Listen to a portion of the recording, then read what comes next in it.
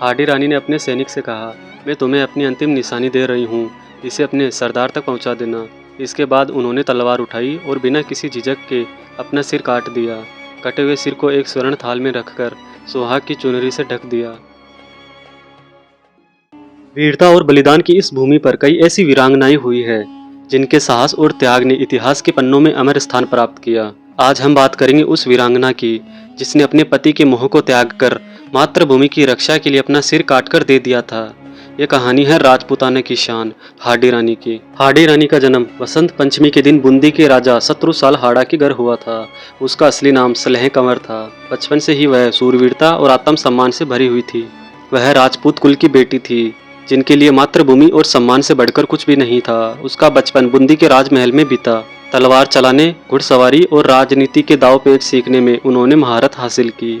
उनकी सुंदरता और शौर्य के चर्चे दूर दूर तक फैल चुके थे। कुछ समय बाद सलेह कंवर का विवाह मेवाड़ के सलुंबर ठिकाने के सरदार राव रतन सिंह चोडावत से हुआ।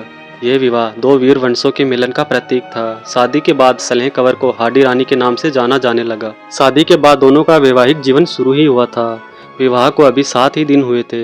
हाडी रानी की मेहंदी का रंग गहरा था और पैरों का आलता भी नया था, लेकिन नियति को कुछ और ही मंजूर था। सन 1652 से लेकर 1680 के दौरान मेवाड़ में महाराणा राज सिंह का शासन था।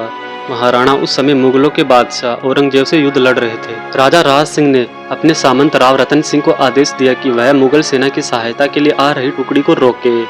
ये आदेश ठीक उस समय आया जब हाडी रानी और रतन सिंह अपने नए जीवन की शुरुआत कर रहे थे। सरदार रतन सिंह ने देश प्रेम और कर्तव्य को प्राथमिकता देते हुए युद्ध पर जाने का फैसला किया, लेकिन उनका मन हाडी रानी के मोह में उलझा हुआ था। जब युद्ध के लिए तैयार होकर राव रतन सिंह अपनी पत्नी के पास आए तो हाडी रानी ने कहा, स्वामी, अचानक युद्ध का फैसला क्यों? आपने तो कहा था कि कुछ समय हम साथ बिताएंगे। रतन सिंह ने कहा, प्रिय, मातृभूमि की रक्षा का आह्वान आया है। ये समय मोह में पड़ने का नहीं, कर्तव्य निभाने का है। हाडी रानी ने अपने आंसू को रोकते हुए कहा, मैं धन्य हूँ जो मुझे ऐसा वीर पति मिला। आप निर्भीक होकर युद्ध भूमि में जाए। मैं आपकी विजय के लिए प्रार्थना करूंगी। रतन सिंह युद्ध के लिए निकल तो गए, लेकिन उनका मन हाडी रानी में ही अटका रहा। उन्होंने अपने एक सैनिक को संदेशवाहक बनाकर हाडी रानी के पास भेजा। 3 दिन तक संदेश आते जाते रहे और अंतिम पत्र में रतन सिंह ने लिखा, प्रिय, मुझे आपकी याद आ रही है। मुझे अपनी कोई निशानी भेजे जिससे मेरा मन हल्का हो सके। हाडी रानी ये समझ गई कि यदि रतन सिंह का ध्यान युद्ध में नहीं लगा तो मातृभूमि की हार हो सकती है। उन्होंने मन ही मन एक कठोर फैसला लिया। हाडी रानी ने अपने सैनिक से कहा, मैं तुम्हें अपनी अंतिम निशानी दे रही हूँ, इसे अपने सरदार तक पहुँचा देना। इसके बाद उन्होंने तलवार उठाई और बिना किसी झिझक के अपना सिर काट दिया। कटे हुए सिर को एक स्वर्ण थाल में रखकर सुहाग की चुनरी से ढक दिया।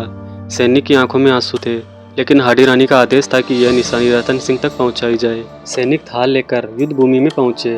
जब रतन सिंह ने थाल खोला और अपनी पत्नी का कटा हुआ सिर देखा तो उनको बहुत बड़ा सदमा लगा, और इसके साथ ही हाडी रानी ने एक पत्र भी भेजा था जिसमें लिखा था, प्रिय स्वामी, अब कोई मोह तुम्हें रोक नहीं सकेगा।